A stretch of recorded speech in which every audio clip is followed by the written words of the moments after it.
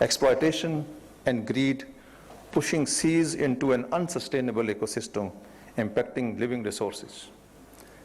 Excessive generation of CO2 at land has been steadily toxifying the seas, which if not arrested might make plenty of fish extinct.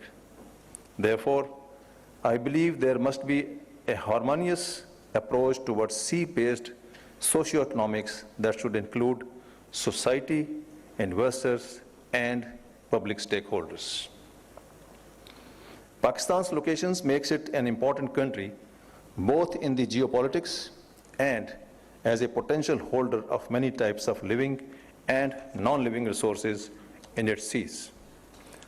Pakistan's coastal areas are incredibly rich in biodiversity and productivity.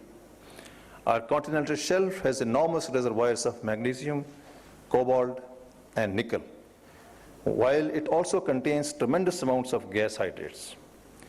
Initial survey for the fish resources was done by a Norwegian vessel in 2010, and a joint expedition to explore hydrocarbon resources was conducted by Pakistan Navy's Hydrographic Department and China Geological Survey in 2019. The survey revealed highly promising picture of Pakistan's exclusive economic zone with presence of huge reservoirs of oil and gas in the Indus Deltaic region.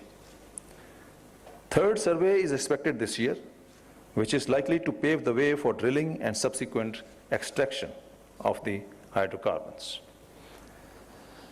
Realizing the importance of blue economy, the government of Pakistan had declared year 2020 as the year of blue economy, but because of the COVID, much of the activities that were planned could not be held.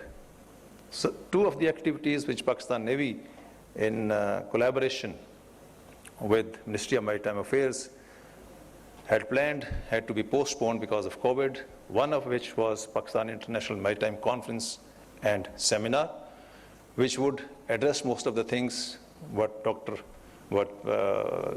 Sardar Masood Khan was referring to as to Pakistan Navy needs to take a lead.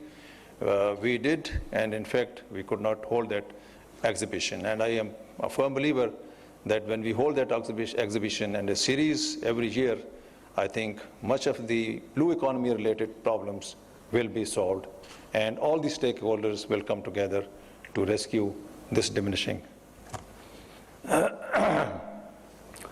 The second thing was that we are conducting regularly since 2017 is the Maritime Security Workshop at Pakistan Navy War College in Lahore. The last session was planned in December of 2020, which had to be postponed again because of the COVID. And as soon as the things get better, we would hold this security workshop, which is attended by all segments of society.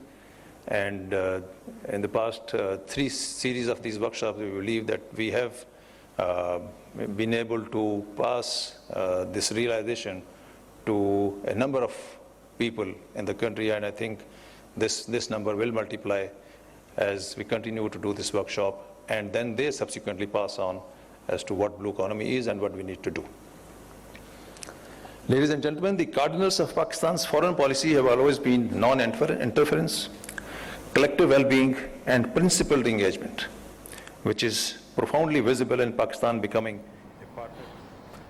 Naval chief admiral Amjad Niazi Karachi में तकरीब से खिताब कर रहे हैं।